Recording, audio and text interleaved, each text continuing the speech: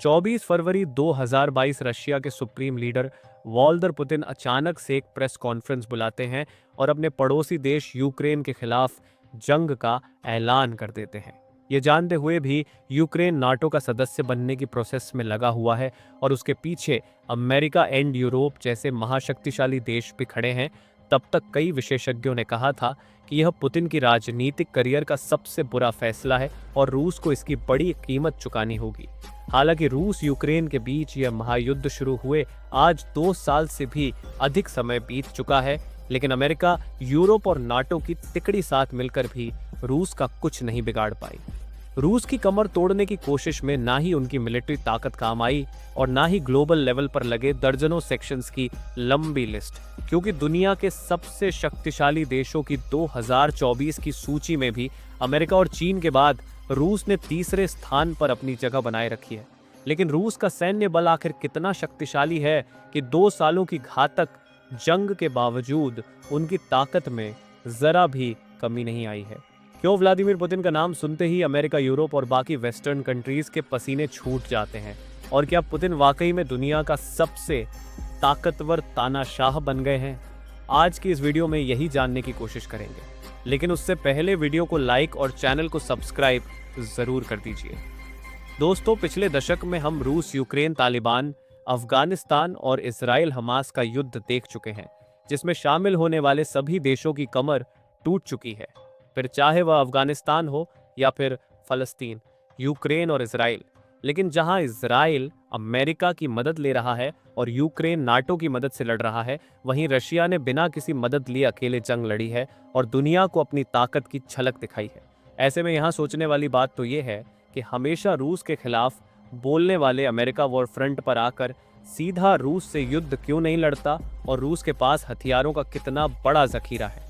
कितने सारे सैंक्शंस लगने के बावजूद वो टस से मस नहीं हो रहा, तो इसके पीछे 2 मुख्य कारण हैं। पहला तो सोवियत यूनियन के समय से रूस का हथियारों के साथ लगाव और दूसरा खुद रूस के राष्ट्रपति व्लादिमीर पुतिन।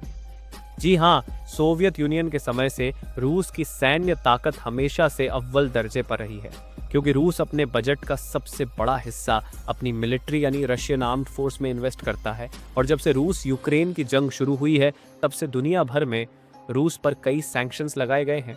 लेकिन रूस ने भारत, चीन और कई एशियाई और अफ्रीकन देशों के दम पर दुनिया भर में क्षय संघर्ष को बाईपास करते हुए अपनी इकोनॉमिक कंडीशन को संभाले रखा है, जिसकी बदौलत जहां जंग से पहले रूस 2015 से 2021 तक हर साल अपनी मिलिट्री पर 65 बिलियन अमेरिकी डॉलर्स खर्च करता था, वहीं 2022 से 2023 तक उसने इस बजट में बदलाव किया है को बढ़ाकर 100 बिलियन अमेरिकी डॉलर से भी ज्यादा कर दिया है। यानी एक तरफ जंग में हथियार इस्तेमाल हो रहे हैं, वहीं दूसरी तरफ वैज्ञानिक नए नए हथियार बनाए जा रहे हैं।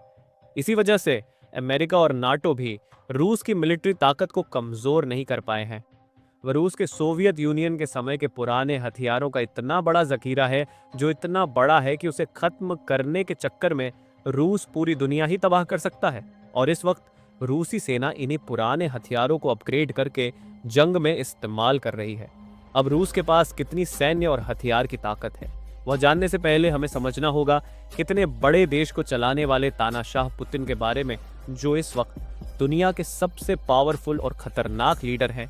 वैसे तो कागज पर पुतिन की पूरी संपत्ति 70 अरब डॉलर्स बताई जाती है, लेकिन कुछ एक्सपर्ट्स का मानना है कि पुतिन सीक्रेट दुनिया के सबसे अमीर व्यक्ति हैं, जिनके पास 250 बिलियन डॉलर से भी अधिक संपत्ति है। पुतिन के पास अपने प्राइवेट 43 एयरप्लेन, 7000 प्लस कार्स और 10 करोड़ का लग्जरियस मेंशन भी है, जहां हर चीज सोने की है, यहां तक कि टॉयलेट भी गोल्ड से बना हुआ है। लेकिन क्या आप जानते हैं कि छोटा वाल्दी मर ना ही कोई प्रिंस था, ना ही किसी रिच फैमिली से बिलोंग करता था, बल्कि एक साधारण घर में जन्मा था। उनकी माँ फैक्ट्री वर्कर और पिता सोवियत नेवी में थे।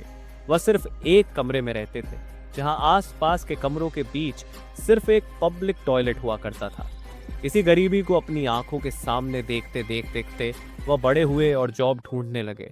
और जॉब कहाँ मिली? केजीबी में, जो सोवियत यूनियन की सीक्रेट एजेंसी थी, जिसमें रहते हुए उन्होंने 70 के दशक में अमेरिका के खिलाफ कई सीक्रेट ऑपरेशंस को अंजाम दिया। लेकिन फिर सोवियत यूनियन टूटकर बिखर गया और 16 देश अलग हो गए। उस वक्त बोरिस टसन रशिया के प्रेसिडेंट बने थे, लेकिन उनका बर्ताव रूस के लोग के लिए बिल्कुल भी अच्छा नहीं था। वह जनता को गुलाम की तरह ट्रीट करते थे, वेस्टर्न लीडर्स की चापलूसी करते थे, पब्लिक के बीच पीना और नाच गाना करते थे, और अगले कुछ सालों में उन्होंने रूस को पूरी तरह से डुबो दिया, जिससे जनता के बीच उनकी इमेज काफी बिगड़ चुकी थी। लोग उनके खिलाफ नारे लगाते थे, आंदोलन करते थे। ऐसे में साल 1998 में रूसी गवर्नमेंट ने व्लादिमीर पुतिन को रूस का प्राइम मिनिस्टर बनाया, ताकि वह राष्ट्रपति बोरिस की हरकतों पर पर्दा डालने का काम करे।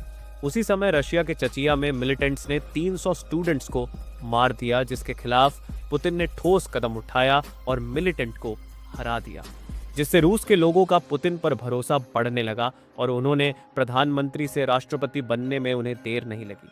सन 2000 से 2008 तक पुतिन ने राष्ट्रपति की भूमिका निभाई, मगर कानूनी रूप से उस वक्त पुतिन सिर्फ 2 टर्म्स के लिए ही कंटिन्यू प्रेसिडेंट बन सकते थे।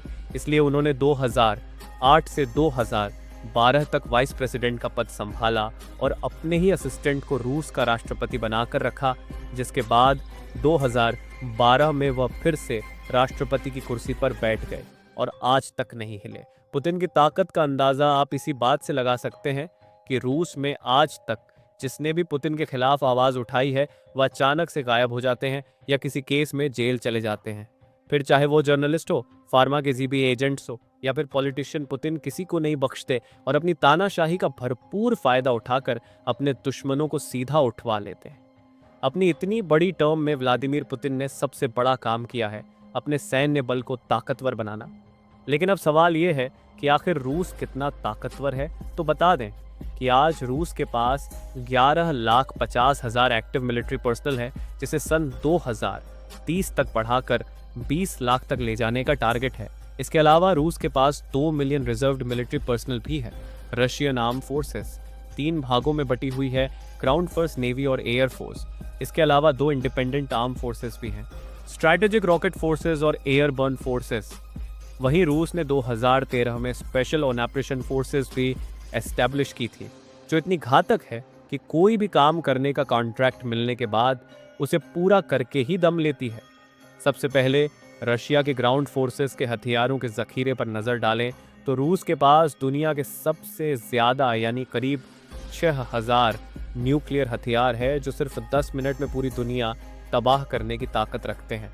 इसके अलावा रूस के ज़मीनी हथियारों में फ्लीट में लाखों machine guns, snipers, missile launchers, hand grenades और बख्तरबंद गाड़ियां, ऑटोमेटिक कैनन शामिल हैं। वह रूसी मिलिट्री के पास हजारों जंगी टैंक्स मौजूद हैं, जिनमें 800 टैंक्स पासिन tanks, 5000 tanks, 67 tanks, 3000, 480 tanks, 1 tanks और 600 टैंक्स, 90 टैंक्स शामिल हैं। इतना ही नहीं, रूस के पास यूरा 9 और यारान 14 जैसे बड़े वाहन भी हैं, जिन्हें चलाने के लिए किसी इंसान की जरूरत नहीं, बल्कि रूसी सेना के अधिकारी से कंट्रोल रूम से बैठकर ऑपरेट कर सकते हैं या फिर टारगेट देकर ऑटोमेटिक चलने के लिए छोड़ सकते हैं, क्योंकि इनमें एआई यानी आर्टिफिशियल इंटेलिजेंस इंटीग्रेट किया गया है।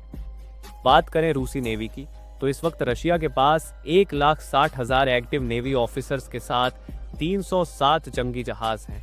साथ ही रूसी नेवी के बेड़े में 5 destroyer, 11 frigate 85, F corvette 64, submarine 55, patrol vehicles और 48 माइन वॉरफेयर शिप मौजूद हैं।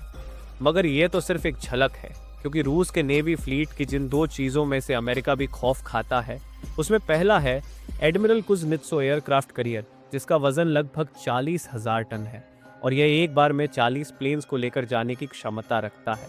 वहीं दूसरे स्थान पर है सबमरीन्स।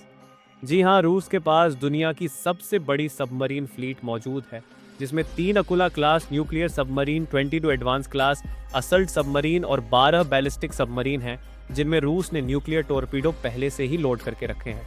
तो ज़रूरत पड़ने पर रूसी सबमरीन कभी भी इन्हें फायर कर सकती है, और अगर पुतिन बाबू ने गुस्से में इसका इस्तेमाल कर दिया तो वह अपने दुश्मनों के साथ खुद को, पूरी दुनिया को भी ले डूबेंगे। इसलिए रूस की नेवी फ्लीट को दुनिया की सबसे घातक नेवी का दर्जा मिला हुआ है।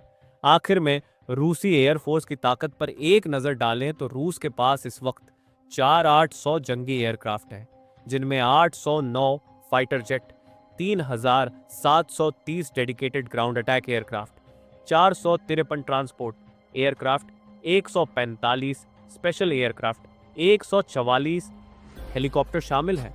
इसके अलावा रूस के पास मिग और सुखोई क्लास के सुपर एडवांस फाइटर जेट्स भी हैं।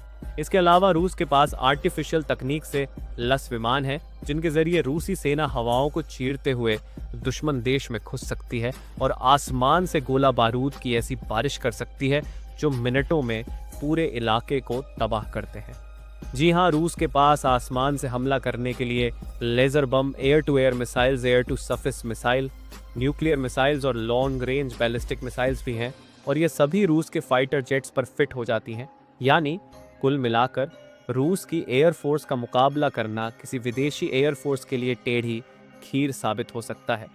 तो दोस्तों, आप समझ ही गए होंगे कि आखिर क्यों अमेरिका, यूरोप और नाटो भी व्लादिमीर पुतिन और उनके देश रूस के नाम से यह खौफ खाते हैं। तो क्या वाकई में पुतिन दुनिया का सबसे अमीर और ताकतवर ग्लोबल लीडर है, या ज़्यादा ताकतवर भी कोई है? इस बारे में अपनी राय कमेंट्स में बताइए।